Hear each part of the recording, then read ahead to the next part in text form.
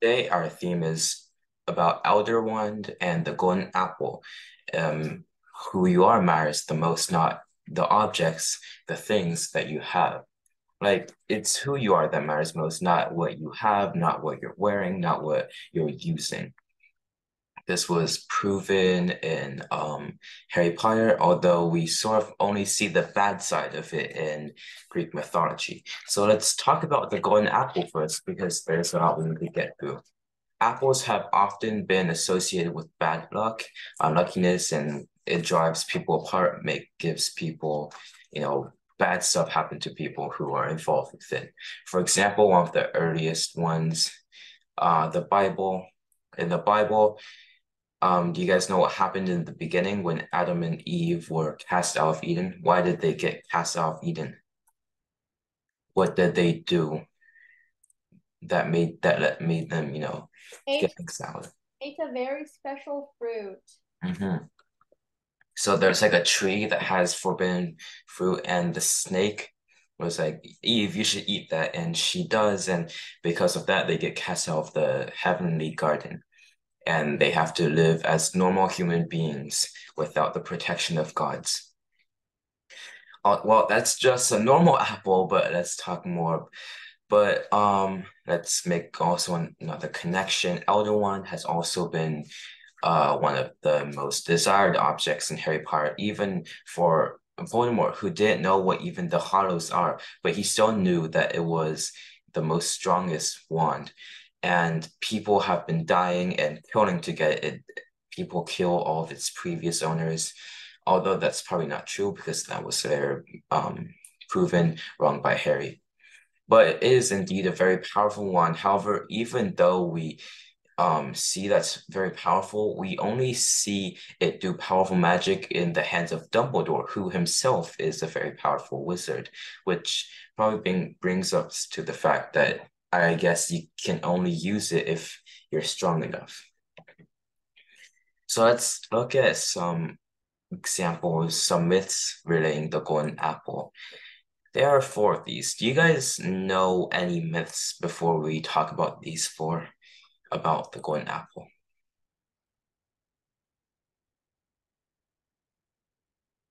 For example, if we look at yeah, what is my for example, if we look at this one, do you guys know who these two people are? And what is this person doing? Oh, technically he's a Titan, he's not a person. But anyway, I'm gonna start with actually the earliest one in mythology. Well, not like earliest myth, but more like the earliest in the series in the myth, world. So when Zeus and Hera had their wedding, well, possibly one of the worst marriages of all time, Gaia, the Mother Earth, she's not just the goddess of Earth. That's like a common misconception because the Yeah. primordial gods are all like things themselves. Like Nyx is night, darkness, and night, and uh, Gaia is Earth, not just the goddess of Earth. She is Earth. So she gave a golden apple tree to Zeus and Hera on their wedding. And yeah, that's just sort of the origin of it. And we later see um, the golden apples from this tree cause a lot of stuff. Okay. So well, I guess that's sort of a first myth. It's not really anything too special, but it's not like a story or anything. It's just something that happened. But now onto the second one, Heracles' labors. So Heracles' labors, the 11th labor was in which he had to get golden apples from that same exact tree. However, he did not know where it was. He didn't even know where to get it and how to get it. So he frees Prometheus. He shoots down the bird that's been eating his livers with his Hydra poisoned arrows. And he frees Prometheus, who tells him to go talk to Atlas, who is holding up the sky. And he does. And Atlas tells him that he'll get it for him. He just needs to hold the sky in his place. And so Atlas goes and gets a bunch of golden apples for him. And Heracles is like, great, now you can keep holding up the sky and I can take the golden apples. And to Atlas, that's a very bad deal because he just did that all for nothing. And And so Atlas is like, oh, nope, I'm not going back there. You've been tricked. And Heracles, thinking fast, he's like, well, nothing more I can do. Well, at least but Mr. Atlas, you're a Titan and I'm just a half god. I'm half human. I can't keep holding up the sky like this. I'll have to fix my posture and maybe get a few cushions. And Atlas is like, sure, well, what can you do if I let you go? Totally nothing bad's gonna happen. So Atlas takes the sky again. Heracles takes the golden apple and runs away. So it's a trick. Yeah, he tricked Atlas because he needs to fulfill his tasks. It's not like he's gonna stay there and keep pointing up the sky. So the third that's the second myth, and we're going on to the third one. Third one is about Atalanta, not Atlanta, the state, the city. Atalanta is a female hunter in Greek mythology, raised by bears when she was little, and she was later given forced to marry someone, but she has her conditions. So she said that whoever wins against her in a foot race will be able to marry her. But whoever doesn't, but they don't win, they get to be killed by her, which apparently attracted more people for some reason. And so that continued for a while with a bunch of suitors being killed until Hippomenes came and well, Hippomenes is actually a pretty nice guy. He's respectful and he's, well, sort of handsome, and Atlantis doesn't actually want him to die. So she's like, you can leave, you can't beat me because she was raised by bears and she's a very good hunter. Nobody can beat her in a foot race. And Hippomenes actually came prepared. He got some golden apples from Aphrodite and told him that every time Atlanta would pass him in the race, he can just throw another two. Yeah, he can just throw a golden apple behind him and she'll go get it because she really likes shiny things. So he did that and he ended up winning the race. And Atalanta was forced to marry him, but it actually ended out very well. They were very happy. So that's actually the first half of the tragedy in which Atalanta was forced to marry. The second half, their marriage was actually pretty good. They were very happy, so happy that they were even happier than the gods, which in the end made Zeus angry, and Zeus turned them into a pair of lions. So, yeah, so even though they were happy for some time, the apple thing still brought bad, because it was only because of the apple that they actually got married, surpassed the gods in terms of happiness, and got turned into lions. Right, so that's the third myth, another tragedy. And lastly, should be the most known one, the Trojan War and the Golden Apple of Discord. We go back to Peleus and Thetis's marriage, and most gods attended. Well, you might think, well, Thetis is just a sea nymph, and Peleus is just some random hero. Why would a lot of gods show up for their marriage? Because Thetis is actually a very important character in Greek mythology. Has anybody heard of Thetis or know what she has done? What did she do that made her so important to Greek mythology?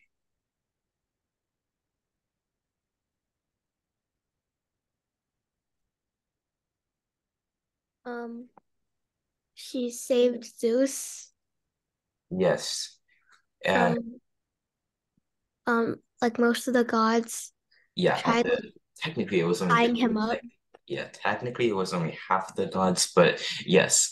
So if we talk back to Zeus and Hera's marriage, it was so bad that Hera eventually had conspired with Poseidon, Apollo, and Athena to revolt against Zeus. And of course, they actually had a plan. Athena was on their side. They tied Zeus up in chains, got him drunk and then tied him up. And they were going to rule without him. And then Thetis called one of the hundred-handed giants to help Zeus break out his chains. And Zeus punished Poseidon and Apollo by sending them into the moral realm to work for Troy and build their walls. That's why the Achaeans couldn't defeat Troy was because their walls were made by Poseidon and Apollo while they were laboring. And he also tied up Hera and struck her with lightning every day. And um, also Athena was able to escape punishment because she's the goddess with wisdom. She's very smart. She convinced Zeus that she had nothing to do with it. So yeah, and also Hephaestus was rescued by Thetis. When Hera threw Hephaestus down Mount Olympus, he landed in the ocean where Thetis saved him and nursed him to health. And she did also a lot of other things and a bunch of other myths, and that's why she's also a very important character. She's almost as important as the 12 Olympic gods. Now, um, well, when we say most gods were invited, we mean like not all, because Eris, the goddess of discord, was not invited. Because who wants to invite a goddess of discord to a party, right? But Eris was very angry, like, why not me? Of course, we probably wouldn't invite somebody like that to Like our Sleeping Beauty, yeah. Yeah. Yeah, it was like Maleficent at Sleeping Beauty. However, Thetis did much more than just her curse. Maybe much less, but what happened to it was much more. She got a golden apple, scribbled on it, right? Then for the most beautiful goddess, threw it there and left, in like Maleficent manner. But the golden apple did way more. So three goddesses instantly try to claim it: Hera, Athena, and Aphrodite. Aphrodite. Yes, Aphrodite. I forgot the victor. Anyway, so they all think that they should have it, right? So technically it's just a golden apple with some words on it. It has no value. They can make golden apples anytime. But it's the fact that if they let anyone else take it, they would feel inferior. So it's more like a egotistical thing. Like, they have big egos, very proud, don't want to damage their egos. So they all ask the other gods to, who this apple should belong to, but they all know that they can't just anger them because that would lead to very bad conflict. So Zeus tells them to just go find somebody, some mortal, and have, some mortal who doesn't know anything do it. So they find Paris, and Paris couldn't decide either, because they're all goddesses. So they start bribing him. Hera goes first, tells him that she'll give him a giant kingdom, a giant kingdom full of wealths and riches and everything. Athena says, I'll make you the most talented tactician and give you wisdom in warcraft. And lastly, Aphrodite is like, well, I don't know about them, but I'll give you a really beautiful wife. And Paris is like, oh yes. And so but the problem is who that was, So he chooses Aphrodite's thing, also angering Athena and Hera. So this is actually, you should never make this choice, because you would gain the favor of one god while getting hate from other two gods. So that's not a good trade, So Paris chooses Aphrodite, and Hera and Athena go home angry, and that started the Trojan War, which we will not be talking about today because we're talking about the golden apple. Mind you, the Iliad and the myth about the golden apple are different things. The Iliad is about the war within itself, and the golden apple is what started the Trojan War. Right, so those are our 4 myths about the golden apples. So right now, let's have a bit of a review on the apple of discord.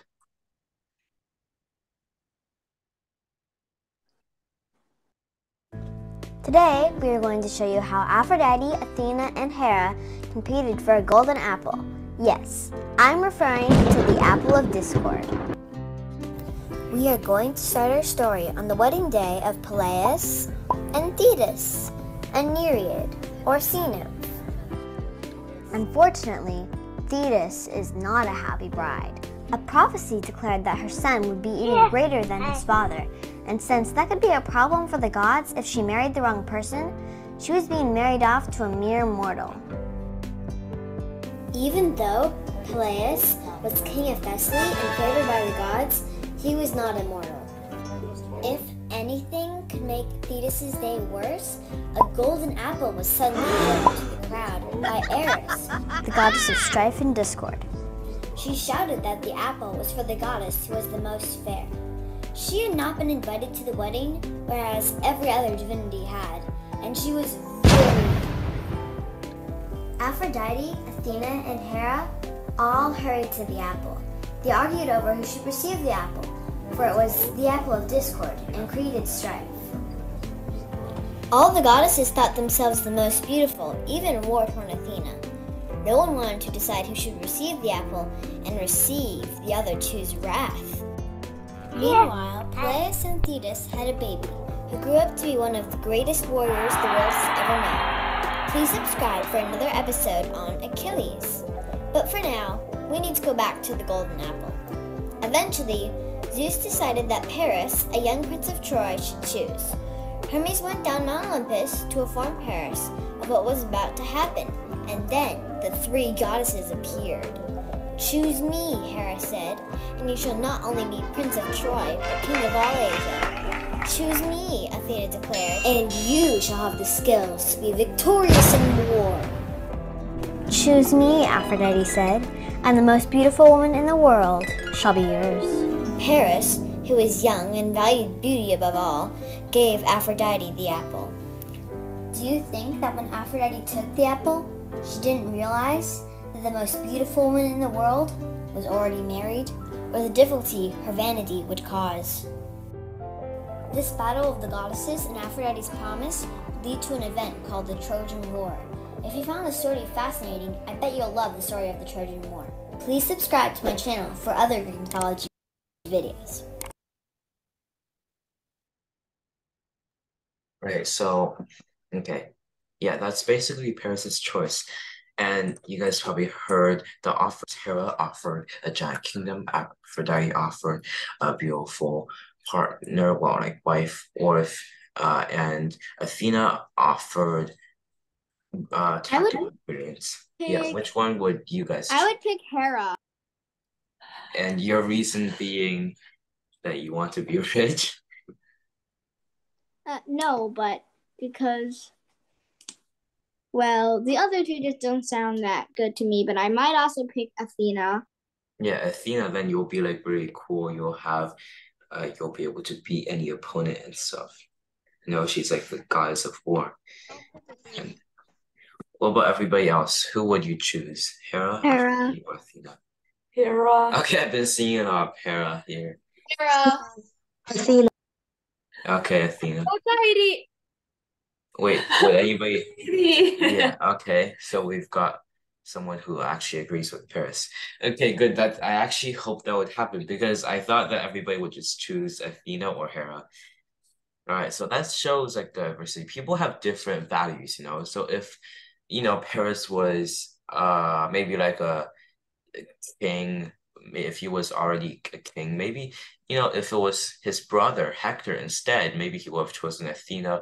If it was his father, he would have chosen Hera. If it was, well, but Paris himself chose Aphrodite. So it shows like different people would choose different things.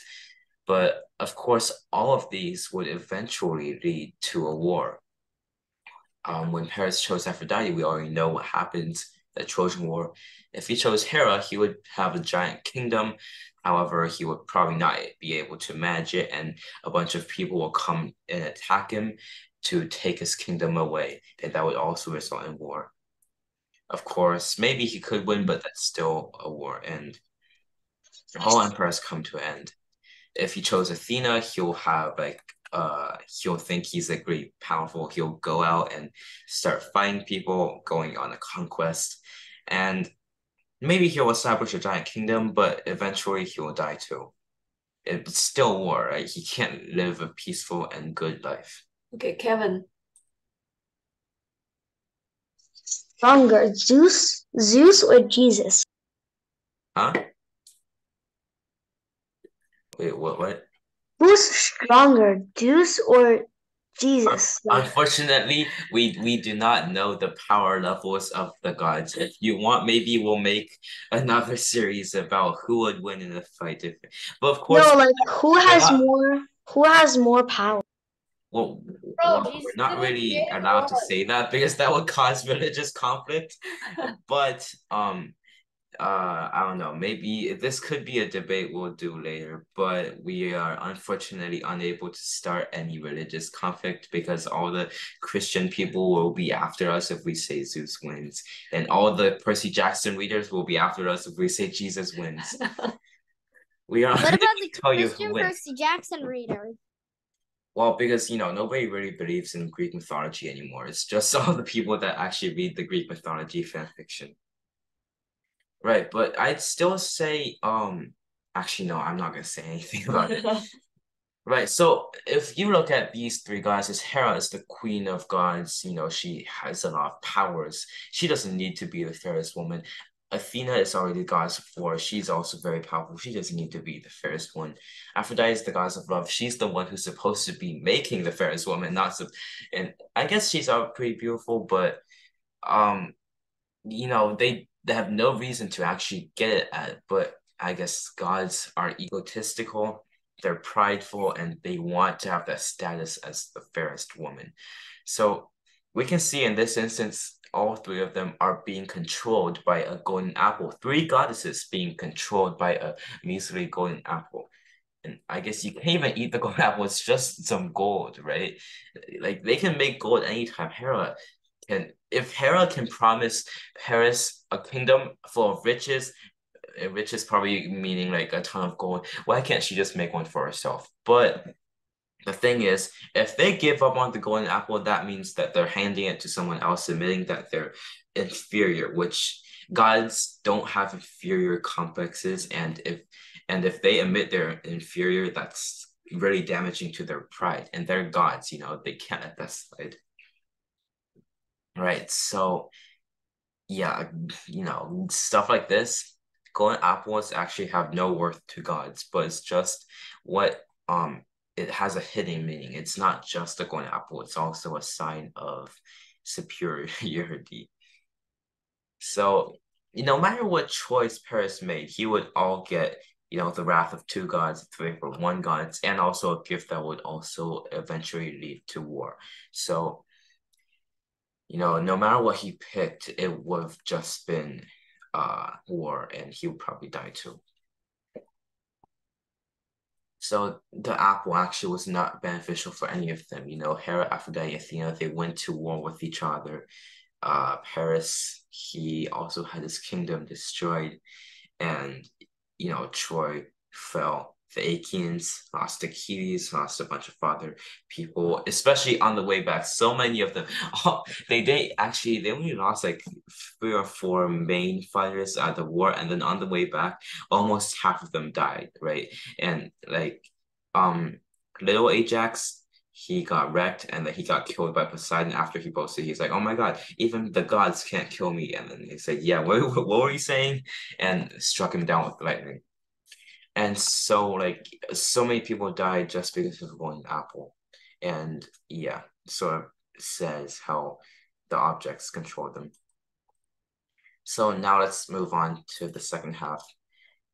Who is the master of the Elder Wand? Elder Wand being the Harry Potter. Harry Potter. Well, no, we're not looking at the final master. We're looking at who has come into possession of it. Do you guys know all of the masters or people who have actually used it? Yeah, but the true master of the Elder Wand's Harry Potter. Yeah, but we're looking at like the master of the Elder Wand throughout the There's age. Dumbledore, Voldemort. No Udmore. Well, Voldemort technically used it, but he technically wasn't a master of it. Who else? We had Brother Dumbledore. number one. Huh? Brother number one from the Oh, yeah, the eldest brother. Yeah, he was the first owner of it. However, he actually died really fast. He just went to the end. He beat some guy in a duel, and then he got killed in his sleep. He died so fast. I think you can share us the story about the Yeah, I'm pretty sure I said that last time, but I'll just recap it. So last basically, one three day. brothers crossed the river. Death gave them gifts. The oldest brother chose a very powerful one. He went to a local inn. He dueled this guy and beat him up. And he's like, guys, I'm the best. I have the best one. It's unbeatable. Nobody can beat me. And everybody's like, wow, you're so powerful. And when he went to sleep, some guy killed him in sleep and took his wand. Yeah.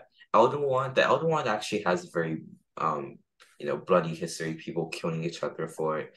And it's also known to be the most powerful, but we're not actually sure if it's actually the most powerful. Right. Who else? You guys mentioned the elder brother, Dumbledore, Voldemort, and Harry. Voldemort doesn't technically count, but yeah, who else? Greenwood. Grindelwald. Yeah, Grindelwald was also a master. He stole it from Gregovich, who is a wand maker. I guess Gregovich counts too, he had the wand. And Grindelwald technically had it too, yes, because when Dumbledore defeated him, he took it from him. So that means Grindelwald also had mastery over it. Right. So Oh, you forgot Marvel. Oh yeah, Draco. Draco also had it. Draco Malfoy. However, Draco never actually used it. When Draco disarmed Dumbledore, he technically had the ownership of it. However, he never actually used it. And in the first half of the Deathly Hallows, Harry beats him in Malfoy Manor, takes Draco's wand and the mastery of the Elder Wand. And when Voldemort took the wand from Dumbledore's grave, he didn't actually know that he was supposed to defeat someone to it. And the Death Eaters probably only reported to Voldemort about how Snape killed Dumbledore. Not much. He probably did know that Draco did corner him and bring the Death Eaters in here, so that's why he didn't kill Lucius. He was sort of blackmailing Draco, but he didn't really think about how Draco had disarmed Dumbledore first. So he killed Snape, and he should have known, after he killed Snape, he didn't realize that nothing actually changed except that Snape died. So in the end, the reason he couldn't beat Harry even with the Elder Wand and Harry just used Malfoy's wand, he couldn't beat Harry because the Elder Wand actually belonged to Harry. That might have been one of the reasons why he couldn't kill Harry, along with the fact that Harry was also his Horcrux. Because maybe using a wand that isn't yours just doesn't work the same. You know how in the Deathly Hallows it was demonstrated when Harry Exactly. used It's not Voldemort's wand. The Elder Wand is just, Yeah, a remember wand. in the Deathly Hallows when Harry had a wand that Ron stole from the people that tried to steal from him? He used it. It was like a spare. He used it. He tried to like grow and enlarge and shrink down a spider. It barely worked. It doesn't. It just isn't the same. And that might have been the reasons why the Killing Curse of Avada Kedavra also wasn't as effective on Harry. Of course, he was able to kill Snape, maybe because Snape didn't have any resistance, but also the fact that Harry was also a Horcrux might have been one of the reasons. Right, so those are one, two, three, four, five, around 6 or 7 masters that we mentioned. However, with the exception of Harry and Draco, all of them wanted the Elder Wand for its power. Of course, Draco didn't know anything about it, but Harry, he didn't actually mean to get the Elder Wand. He just happened to get it. It's like a coincidence that he defeated Draco, who defeated Dumbledore.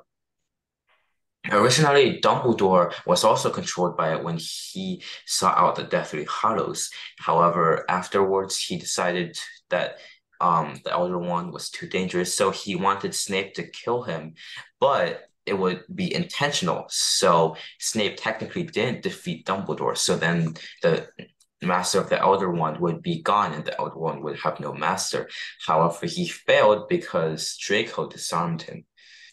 Or maybe it was part of his plan because nobody would suspect that Draco was the one that disarmed him, and nobody would go and fight Draco, and then Draco would just die, and it would be gone. But in the end, Harry still got the Elder Wand, and in the movie, he snapped it, in this picture, threw it off a cliff, like a total waste. I mean, why did he even do that? But still, he did that, and the Elder Wand was, no longer his.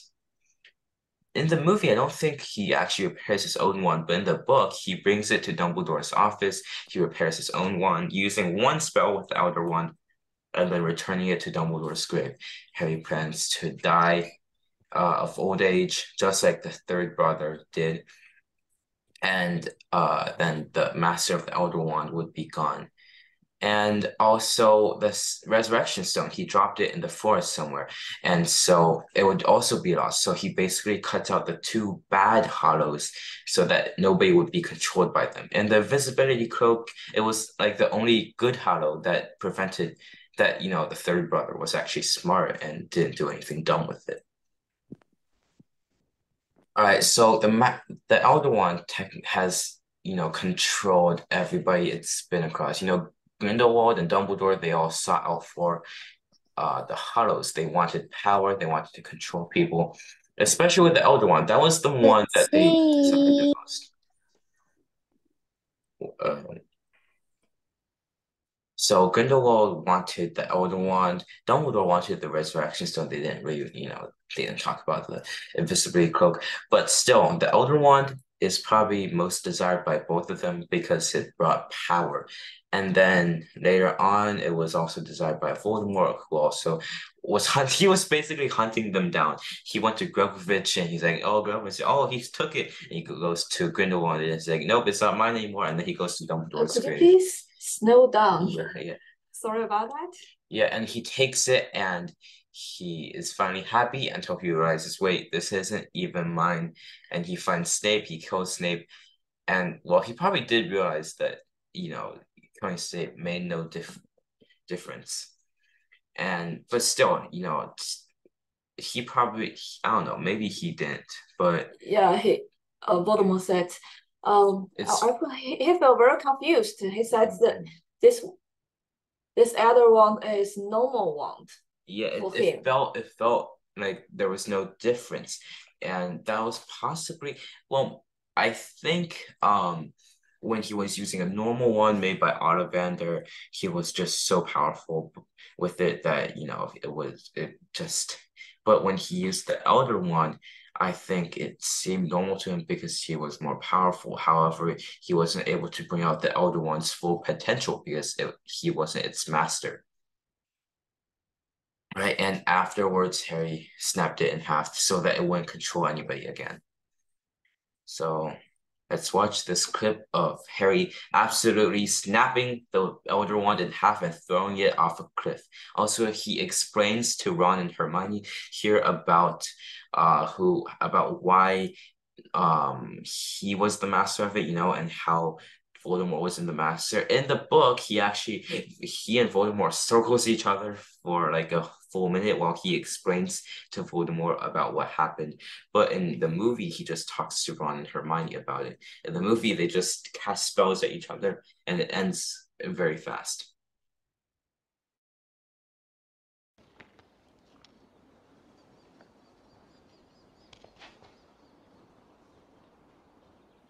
That's dangerous. Don't try that at home. Standing on the edge of a bridge. Why didn't it work for him? The Elder Wand. It answered to somebody else. When he killed Snape, he thought the wand would become his. But the thing is, the wand never belonged to Snape. It was Draco who disarmed Dumbledore that night in the astronomy tower. From that moment on, the wand answered him. Until the other night when I disarmed Draco at Malfoy Manor. So that means...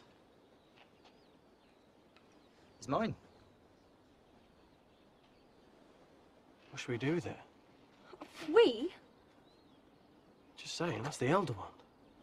Most powerful wand in the world. With that, we'd be invincible.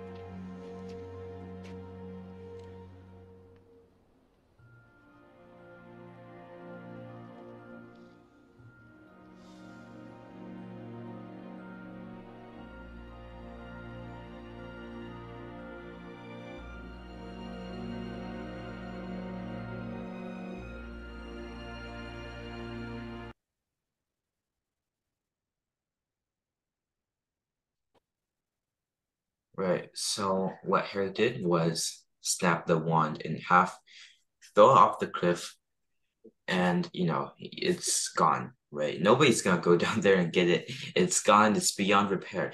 Because when Harry his wand broke, and when Ron's wand broke in his second year, nothing could fix it, right? It was, he couldn't you barely use it anymore. He had to get a new one. 哦，我记得他是不是都不好使了，然后他 Yeah. 用那个还 Yeah, he used like a 鼻涕虫 jinx on snap。Malfoy, except it backfired and he started throwing up slugs. Like I skipped through that 最后 part 还 in the 让那个 movie. 还让那个男的我忘记什么东西了。 Yeah, and but in the book when I read it, it was very disgusting. And also when Lockhart took his wand and tried to abbreviate them, it backfired again and made him lose his memory. And so also when Harry broke his wand, it wouldn't work anymore either. Repair real worked, I guess it fixed itself, but he could barely do magic with it, and it broke apart afterwards. And the Elder One could fix it, and I think the Elder One only fixed it because it was very powerful. But there's no other one that's powerful enough to fix the Elder One, especially when it was broken in half. Like Ron's and Harry's were both, still connected even by a strand of wood, but he completely broke that. All right, if you are Harry, would you have done the same? Would you have kept the Elder One? What would you have done? Would you have, gave it back to Dumbledore's grave or something? Oh, it's disgusting. No, put it back in his grave. What would you guys have done with the Elder One? I would have ripped it apart, burned it, and then threw it in one of those hydraulic presses. And then after that, burn it in the fire for 15 years, and then put it in another hydraulic press for another 20 billion years, and then So you would destroy it, right? Okay. make it to ashes. Yeah, destroy it. Completely destroy it. So that's what Harry did too. Is there anybody here that would have rather kept the Elder Wand? Me. Didn't you say you were didn't you say you were gonna destroy it? I would I rather. know. I want to destroy it and keep it. Okay, but you said destroy it first, so I assumed you were going to destroy it like what Harry did, except a bit more severe. Anybody who would rather, just lock it up and just not use it? And maybe, I don't know, put it back into Dumbledore's grave. Dumbledore's lying here and you just insert it into his hand and he's like, thank you, Harry. Oh shoot. Oh, okay, misclick. All right. Anyway, so I guess we do have a variety of choices, except nobody actually wants to return to Dumbledore. I thought that was a good option, I thought that was a good option because once Harry dies of old age, it wouldn't happen. But of course, sometimes, maybe people just challenge him, but maybe it would have been better if um he actually destroyed it. Of course, I think that he could just, throw into the cliff and it'll just be lost. He didn't have to destroy it because I'm a bit of like I think it's kind of unfair that he keeps the cloak, he just drops the stone, and for the elder one, he snaps it in half, he throws it off the cliff, and that's kind of overkill. Maybe he just should have thrown it away or something. Anyway, so when Fire and Dumbledore then put it in a hydraulic press and then put it in a Okay, fire okay, for bro. Hydraulic, I don't even know if hydraulic presses were, usable by wizards back then. I'm pretty sure the Wizarding Society was way more under level than the modern society. Anyway, um, we see Dumbledore get the Elder Wand when he fought Grindelwald and won. If you can see in this cover here, Grindelwald is using the Elder Wand, while Dumbledore is using some random basic wand from Ollivander's shop. So why did Dumbledore win? Why didn't Grindelwald win? Even though Grindelwald had the amazing Elder Wand, well, Dumbledore just got the default wand. Why do you think Dumbledore won? Why do you guys think? Maybe it was because he was just a better wizard. He was just more skilled, right? I, everybody powerful? agrees, right? Do you guys agree that Dumbledore won because he was more powerful than Grindelwald? Not because, it had nothing to do with the wand. Right. Also, yeah, I just can't get used to Grindelwald's hairstyle changing from the first movie to the second. Anyway, Grindelwald, he and Dumbledore were, friends. We can say their magic levels were sort of similar. We saw a clip of them fighting. It was pretty epic. They were on even grounds. They had their wand at each other's faces. But I guess we can say that Dumbledore is just a bit more genius than Grindelwald, and he had more magical understanding, more magical skill, and more skill in dueling, and that's why he won even with a basic wand. Because Grindelwald just he didn't master the Elder Wand because he just stole it from Gregovich. He had to be the master because then how would Dumbledore, like if Snape weren't the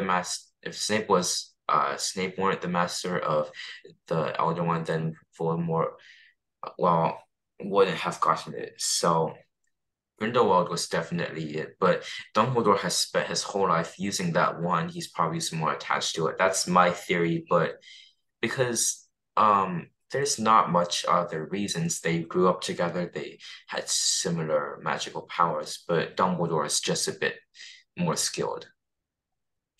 Also, there's a small detail I want to just point out. You see the borders, it's like a skull. Maybe that might have been, skull has been associated with Death Eaters. I don't know why it would show up with Grindelwald, but I guess it's like a meaning uh for bad people. On Dumbledore's side, it's a phoenix. I don't know if he had fox at the time. Also down here, the symbol of the Death Three Hollows on both of them, symbolizing their connections to each other and their greed and how they got controlled by them. So now relating back to the goddesses, even without the uh we can see Grindelwald and Dumbledore are around this are almost on equal grounds. They grew up together, they learned the same stuff. They even without the Elder Wand, Dumbledore still could manage to beat Grindelwald. So even without a golden apple, the goddesses would still be powerful goddesses. They don't need the golden apple, but it's just like a symbol of power that doesn't actually mean anything. Because if you see, Voldemort using the Elder Wand, technically wasn't the master, but he never won. He never actually won a lot of fights when he had it. Sure, he killed Snape, but that was just murder. That wasn't even a fight. He did kill some people, but of course, then again, they had no resistance. And when he finally fought Harry, he lost very bad. And when Grindelwald had it, he of course lost to Dumbledore. And yeah, so He's master of the Elder Wand in that time. yeah, the Grindelwald has to be the master because if he isn't, how did Dumbledore get it? Also, we can see Dumbledore never actually lost with the Grindelwald with the Elder Wand. Because he sort of let himself get disarmed by Draco because he was performing a jinx on Harry that would make him unable to intervene. So Dumbledore actually never lost with it because he is a strong wizard. It's not because of the wand, it's because he's strong, not the wand strong. Because if the wand was strong, then Grindelwald wouldn't have lost to Dumbledore. Voldemort would have, well, maybe Voldemort would have lost because he wasn't the master. But still, Voldemort is like 50 years older than Harry. He has way more magical experience. He's way stronger than Harry. He probably isn't even an adult at the time, by wizarding laws. So Voldemort lost to Harry because he wasn't able to master the wand. Grindelwald lost to Dumbledore because Dumbledore was just more skilled. It doesn't have anything to do with it. The wand it's just honestly just a wand. It's not that strong. It's only strong for people who are strong enough to wield it. So in order to bring out its full potential, you yourself need to be strong. 我记得 J.K. Rowling 在一次采访当中说过，说老魔杖是没有感情的，它更多的是屈从于力量。所以说，其实你看，就是邓布利多的第一根魔杖看起来 no story，就不像老魔杖那样有这么的故事，但是他依然用这根魔杖赢取了老魔杖。就是说，老魔杖它不会让一个巫师就自动的变成一个最强大的巫师，他是在这个巫师更强大的时候，就是来屈从于他。So J.K. Rowling once stated that the Elder One does not choose masters off of, affection and bonding. You know how Harry tried to have wands before he finally got his wand, which, it bonded to him, it was attracted to him. The Elder One attracts to strong people, right? Like Grindelwald, I guess he's just not strong enough. And you see this random wand that Dumbledore is using, nobody's heard of it. It doesn't have its own story. It's not like a legendary item like the Elder Wand. It's just some wand. But Dumbledore is bonded to it, and I guess he beat Grindelwald because his bond with his wand is stronger, and he's also stronger than Grindelwald. So it's more of like who you are rather than what you are using. It's more of like what your stats are in the video game rather than what your weapon is. All right, so there's also another pop culture reference because we can't really do this with just two connections, right? If you guys seen Thor Ragnarok in the 2017 movie, Hela destroys Mjolnir, which was Thor's hammer, and afterwards Thor was like, oh, I can't beat her without my hammer, and he gets like a vision of Odin saying, you're the god of thunder, not the god of hammers. The hammer is only like a tool, right? Just like wands are only a tool to bring out your magic. You're not using a wand to whack somebody, you're using your magic through the wand. It's only a vessel. And the hammer is also only a vessel for Thor to use his powers. Of course, if we later see, Captain America, he uses it as a weapon. It doesn't make him all that stronger. It just gives him a weapon because honestly, a shield as a weapon is a very crappy weapon. And Thor, he doesn't really use it anymore. After that, he loses his weapon. But towards the end of the movie, he awakens his powers. He doesn't need the hammer. He proves that he can win. He can be strong even without a hammer, even without what he had always been using. He is strong because of himself. All right, let's watch this short video.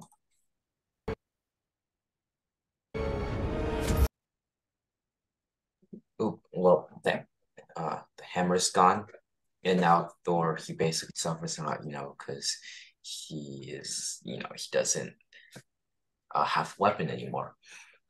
But later on in Endgame, yeah, in Endgame, Captain America also uses the hammer because, well, he's also worthy, we all know that stuff, but again, we don't see the same effects as, when Thor is using it and when Captain America is using it. Sure, Captain America used a bit of thunder, but I guess that's just, one of the hammer's abilities. He doesn't use all that flashy thunder, lightning stuff when Thor uses it. It's just not the same. So we see Thor using his powers through the hammer, and Captain America barely. Like he uses it pretty good, but just not as well as Thor.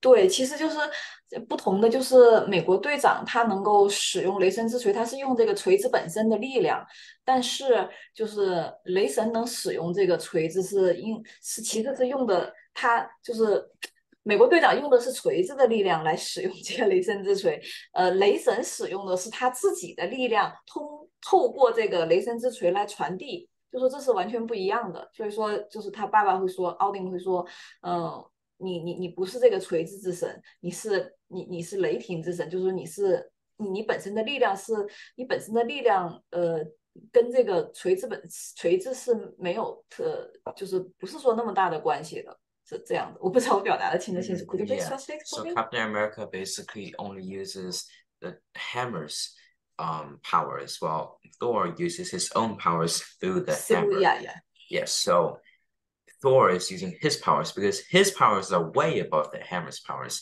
The hammer's is only powerful enough to be a vessel for Thor to use his powers effectively.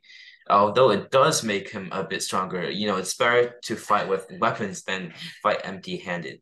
But he doesn't need it, right? He can still be powerful without it. And he doesn't realize that until the end of the movie. And then the next movie, he absolutely gets wrecked by Thanos. But of course, that would have happened even if he did have a hammer. And even if he did have a hammer, Thanos would probably do the same as Hela and crush it into pieces. So that's also why Odin said, you're not the god of hammer, you're the god of thunder. Because Thor, he's always been using this hammer since the start. He's too used to using it that he can't fight without it. And so he got too attached to it that when it broke, he didn't know what to do. And that's sort of like the conflict, the major plot conflict within the movie. And in the end, he realizes that he just got too used to the hammer. He can totally fight without it. And well, it returns later on in the third Thor movie. Of course, he doesn't use it anymore. He uses his new weapon because it's just better. Anyway, if we go back to like wands, if we were to make an analogy with this to the Elder One, we would say Thor using his hammer would be like Dumbledore using the Elder One. Even if Dumbledore didn't have the Elder One, he would still be very powerful. And Captain America using the hammer would just be like a muggle using, well, not a muggle, let's say Voldemort using the Elder One. He is unable to bring out his full potential, and he is using, because we see Captain America using it, he's mainly combining the hammer with his own martial art skills, and Voldemort is using the wand and his powers without the wand's powers, so he's missing out a bunch. But again, Captain America did do a good job. He's okay. It's better than nothing. It's better than nothing. Anyway, back to the goddesses, because we gotta make a connection with all of them. Even if there is no golden apple, they would still probably, if it was like anything else, if they just talked about who was the most fairest, that conflict would still happen. It's not the golden apple that caused it. It's more of the idea, the sort of controversial debate topic they have about who is the fairest that actually caused it. So even if the apple wasn't here, if this topic is brought up, it would happen. And even if you know, the apple sort of, it's just a catalyst for discord. You know, Eris did a very great job. I shouldn't be congratulating her, but No. she did do a very great job at causing discord and conflict between the gods. And yeah, so the golden apple, the elder wand, and the hammer. The hammer we barely talked about, but those three are all objects that people think matters a lot, but in actuality, they themselves matter more. Like the goddesses, they're already powerful enough. They don't need to be the first, but because of the apple, they have like this egotistical competition. And the Elder Wand, Dumbledore has already proved that he can beat someone with the Elder Wand, even though someone with the Elder Wand, and Dumbledore being them with a basic wand. And the Elder Wand is just like a boost only for stronger wizards. And in the movie Thor Ragnarok, is proved that he can use his powers even without his hammer. So it is who you are that matters most. Darling. 是的，就是邓布利多不会，我们称邓布利多是最伟大的巫师，然后我们不会称他叫做老魔杖巫师，然后我们也不会称索尔是雷神索尔，我们也不会称他是锤子之神，然后我们称Aphrodite 是美神，是美丽的女神，也不会称之她是金苹果女神。就是事情不能定义你，不能定义一个人，然后是这个人本身才是他成为这个人的最重大的一个原因。Yeah. Okay. Okay. So just be yourself. Yeah. All right. Now let's watch this short video. It's awesome to be me. It's a short clip from Diary of a Wimpy Kid. In this school, much like your own, one boy is about to learn an important lesson about self-worth and esteem. Ugh, gag me with a spoon. That guy is so unpopular. I'd hate to be him. Ew. Why doesn't anybody like me? Maybe because they don't know how awesome you really are. Brock Brannigan, P.I.? What are you doing here? I'm here to solve the case of the boy who just needed to be himself. So Go for it. show them how awesome you really are. Hey, guys. Do you like breakdancing?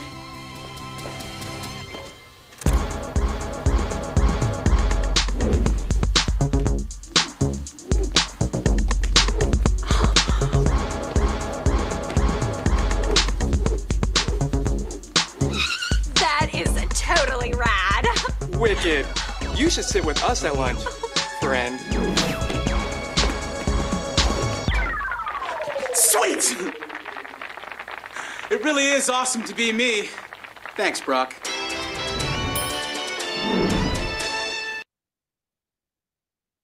Right. It's awesome to be me. Yep. Always be yourself because, well, who you are matters the most.